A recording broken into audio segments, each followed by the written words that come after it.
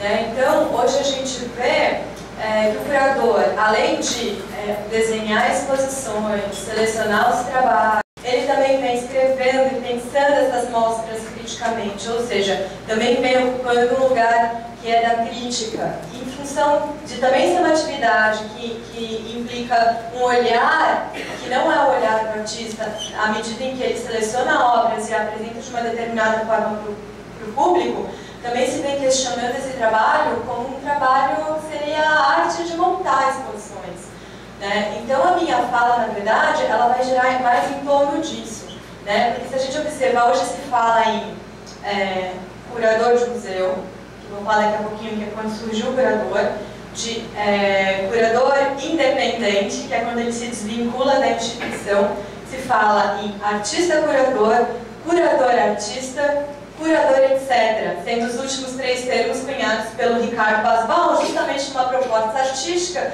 que girava em torno de pensar a curadoria, que é que eu vou mostrar daqui a pouquinho para vocês. Então, disso tudo, a minha fala vai girar em torno do artista curador e da curadoria como uma obra de arte. Bom, curador e a curadoria. O início, a curadoria, na verdade, ela surge vinculada a uma instituição de arte. Então, o que acontece, né? Se começa a formar lá no século, na verdade, XVI, já se tinha os gabinetes de curiosidades. À medida que esses gabinetes, que eram frutos de coleções principescas, começaram a ser organizados de forma a ser mostrados para os públicos, começaram a se formar as primeiras exposições, que não eram abertas, na verdade, a todo mundo, era restrita a só quem era convidado pelos donos dessas coleções. Então, os primeiros museus, na verdade, quando ela é aberta ao público, surge só no século XVIII, e é no finalzinho, que é quando essas coleções são abertas para qualquer um, né? Então, à medida que essas coleções foram se formando, frutos de uma diversidade enorme, como, por exemplo, o Museu do Louvre, que é um dos primeiros grandes museus, cujo acervo é muito formado em grande parte pela coleção que era um dos Bourbons, começou a se pensar, poxa, como é que a gente vai fazer para pensar e sistematizar essa coleção? Se chamou um profissional específico para cada uma das áreas do museu. Sendo o primeiro curador oficial institucional o Jean-François Champollion, que era responsável pela coleção egípcia do Museu do Louvre. Então, a princípio, cabia a esse profissional estudar, pensar, preencher lacunas e pensar diferentes formas de mostrar aquela exposição, com o objetivo de abri-la ao público e gerar a construção de conhecimento. E durante muito tempo, esse profissional ficou vinculado ao museu, seja curador da área egípcia, seja curador de pintura, seja curador de escultura, seja curador de um museu de história, né?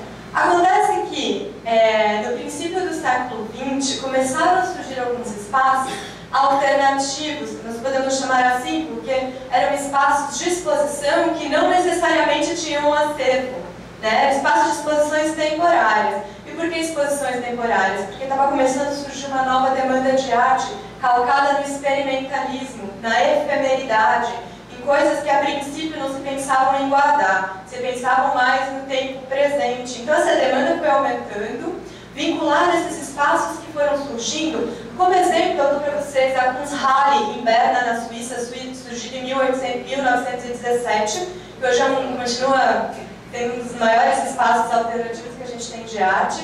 A gente tem também, por exemplo, a Sociedade Autônoma, que foi formada em 1920 pela Catherine Dreyer, Marcel Duchamp e Man Ray, que na verdade era no apartamento da Catherine Dreyer em Manhattan.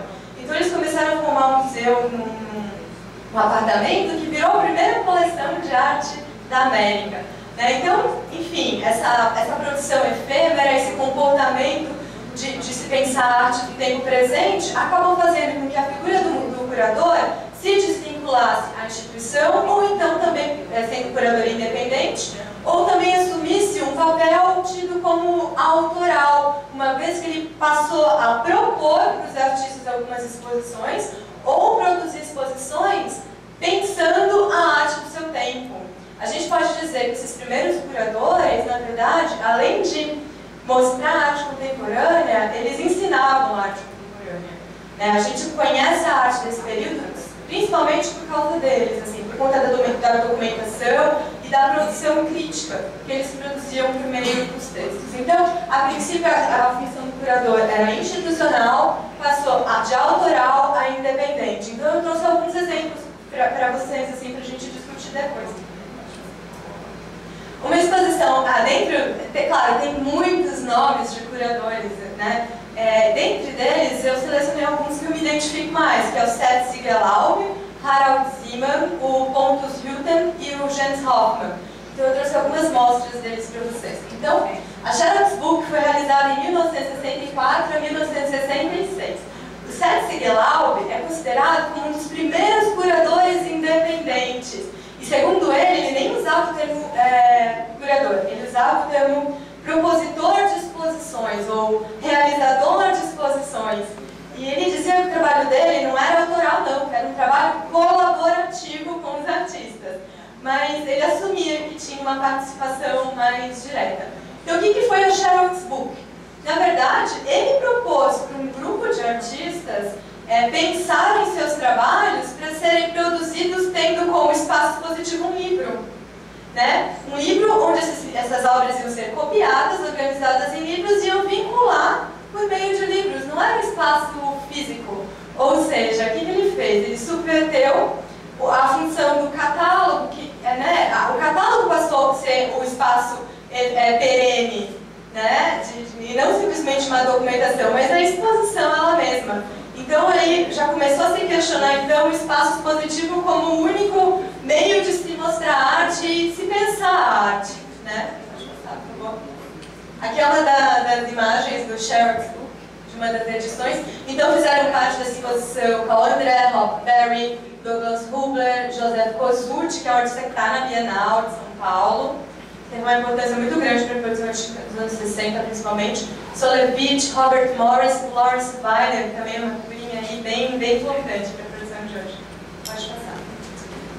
Outra exposição que eu destaco também, que é considerada emblemática, é do Harald Zeeman, que foi realizada justamente na Kunsthalle, em Berna, na Suíça, chamada Quando as Atitudes se Tornam Forma, Viva em Sua Mente. O que o Harald Zeeman fez? Ele convidou um grupo de artistas, dentre os quais estavam, por exemplo, Walter de Maria, Lawrence Weiner, e propôs para que esses artistas fizessem trabalhos no espaço expositivo, mas que os trabalhos fossem resultado de ações realizadas no próprio espaço. Então, por exemplo, o Weiner foi um trabalho bem interessante, porque geralmente, numa exposição tradicional, o que se pensa? Que o artista vai pegar a sua obra, levar e colocar no espaço. O Weiner, ao contrário, ele retirou 1 metro quadrado do espaço, ou seja, ele cortou 1 metro quadrado do estuque da parede. E esse foi o trabalho dele. Não era pintura, mas era o resultado da ação de retirar um pedaço da parede. Ele não representou um quadrado, ele construiu um quadrado pela retirada da parede. O Walter de Maria tinha os trabalhos expostos, era um telefone que ficava no chão, ao lado de um bilhete. Se o telefone tocar, atenda. Walter de Maria pode estar querendo falar com você. Então, começou a se pensar o trabalho, não como um trabalho para ser contemplado, mas um trabalho para ser vivenciado, então, como resultado de uma ação, sendo o processo também pensado como obra de arte. Então, a gente só tem contato com esse experimentalismo que surge nos anos 60 por conta dessas grandes exposições, como, por exemplo, essa do Harald Zeeman. Eu botei uma imagem do catálogo. Pode passar, por favor. Uma outra exposição que eu destaco, que também foi super importante, também pensando a Tita como curadora, é do Pontus Hütten. Ele foi curador do MoMA durante uns anos e ele recebeu como encomenda da direção do MoMA uma exposição que tivesse como tema arte cinética. Mas ele disse que o tema cinetismo para a arte é muito amplo. Então ele fez uma proposta analisando aquele contexto, que era de 1968, um ano antes quando as atitudes se tornam forma do Zeeman. Então ele propôs não pensar a arte cinética, mas pensar a questão da máquina, uma vez que a máquina nos anos 60 é extremamente importante para a produção da arte dos artistas e para a sociedade como um todo, né? e estava terminando a Era da Máquina. A gente está falando, em 76 já tem uma exposição emblemática que é os imateriais ai, me fugiu o nome, daqui a pouco do Lyotard, os imateriais. Então, ou seja, menos de 10 anos antes da gente ter a introdução do computador como um meio para a arte também. Né? Então, tudo a ver a exposição dele, no sentido de proporcionar com que as pessoas pensassem o seu tempo. Né? A exposição foi A Máquina como Vista no Fim da Era Mecânica. A gente pode pensar a exposição dele, tanto dele como do Harald Zimmer, que eu mostrei, como do Seth Siegelaub, como também a arte de expor exposições, também como uma obra de arte. Por quê? O que ele fez? Ele queria proporcionar, então, que a gente tivesse, que o público tivesse, visualizasse a era da máquina e a importância da máquina para a arte num contexto em que a máquina estava deixando de ser usada na arte. O que ele fez? Ele começou a exposição com esboços das máquinas aéreas do Leonardo da Vinci. Ele trabalhou com o desenho das máquinas do Duret, né? E ao mesmo tempo tinha obras, por exemplo, do Tinguely e do Jan Paik, que são artistas, né, que estavam em voga, assim. Né? Então ele misturou o passado, mas mostrando como esse passado foi extremamente importante para a arte daquele momento que também já estava passando. Né? Então a gente também pode entender essa curadoria como autoral, uma vez que ele está mostrando uma tese curatorial, mas não no sentido negativo, uma vez que por meio dessa exposição ele proporcionou com que as pessoas pensassem a arte do seu tempo e entendessem aquela década que estava chegando ao final, e ao mesmo tempo abrisse uma porta para olhar para o futuro, para o que vinha aí, já que a Era da Máquina estava chegando ao final. Pode passar. Aqui é a capa do catálogo, A Máquina como Vista no Fim da Era Mecânica, no Museu de Arte de Nova York. Pode passar. Aqui eu coloquei uma imagem do trabalho do Robin Parkinson e do Eric Martin. Imagina, gente, isso em 1968. Isso daí é um robozinho que, conforme você fala, ele se mexe. Então, se você dá 2 passos para cá, ele dá 2 passos para trás. Se você dá 2 passos para a direita, ele para. Se você faz algum ruído, ele anda numa mesma direção. Então, conforme você se desloca na exposição, ele meio que te acompanha, assim, né? Isso em 1968. Pode passar.